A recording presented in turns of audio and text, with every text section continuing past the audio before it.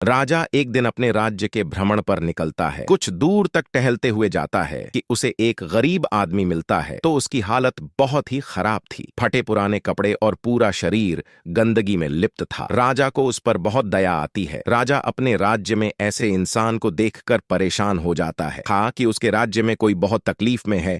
फिर राजा ने एक निर्णय लिया कि उस गरीब के घर में चुपके से सोने की कुछ मोहरें रखवा देगा। उस दिन जब रात होती है तो रात के अंधेरे में राजा अपने गुप्तचर को आदेश देता है कि जाओ उस गरीब के घर में सोने की 1000 मोहरें चुपके से रखाओ, और साथ में ही एक पत्र राजा देता है जिस पर लिखा होता है, मैं तुम्हारे राज्य का राजा हूं, ये सोने की मोहर तुम्हारे लिए है। दोस्तों, राजा पत्र इसलिए रखवाता है कि गरीब आदमी इतने सारे सोने के मुहर्रे देखकर परेशान ना हो जाए। गुप्तचर सोने की मुहर्रे और राजा का पत्र उस गरीब के घर में चुपके से रख आता है। अब राजा मन ही मन खुश था कि उसके राज्य में अब कोई भी गरीब नहीं है। कुछ दिन बीतता है तो एक दिन अचानक से राजा को उस गरीब की याद आती है तो राजा अपने गुप्तचर से उस गरीब का हालचाल पता करने को कहता है। कुछ समय बाद गुप्तचर वापस आता है और राजा को बताता है कि वह गरीब आदमी अब इस दुनिया में नहीं रहा, वह मर चुका है। राजा को यह सुनकर बहुत बुरा लगा।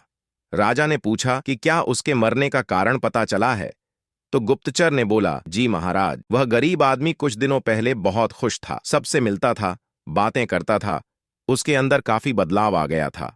लोगों ने बताया कि वह अपने साथ एक पोटली लेकर घूमता रहता था, किसी को पोटली के बारे में कुछ नहीं बताता था, किसी को हाथ तक लगाने नहीं दिया करता था। लेकिन महाराज पास के राज्य में एक दिन किसी काम से गया था तो उसकी वह पोटली कुछ लुटेरों ने चुरा ली, जिसके बाद से वह बहुत बेचैन रहने लगा था, पागलों की तरह बातें करने लगा था। लोगों ने बताया कि उसकी हालत पहले से भी खराब हो गई थी। पहले तो वह लोगों के बीच में बैठता भी था, बातें भी करता था, लेकिन जब से उसकी पोटली चोरी हुई तब से वह किसी को अपने पास भी नहीं आने देता था, इसलिए कोई चाहकर भी उसकी मदद नहीं कर पा रहा था।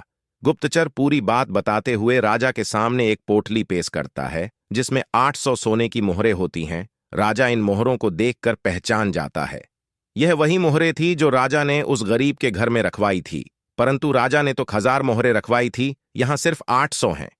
राजा समझ जाता है कि वह गरीब आदमी 200 मोहरों की पोटली को लेकर घूमा करता था, जिसके चोरी हो जाने के बाद से वह सदमे में चला गया और आखिरकार उसकी मौत हो गई। मुझे पता है कि अब आप क्या सोच रहे हैं, यही ना कि गरीब आदमी पागल था, 800 मोहरें बची थीं, उससे अपना जीवन बेहतर बना सकता था, यही सोच रहे हैं आप। लेकिन अगर मैं यह सोने की मुहर्रें हटाकर उसे वक्त बोल दूं तो जो थोड़ा सा गया है लेकिन ज्यादा जाना अभी बाकी है।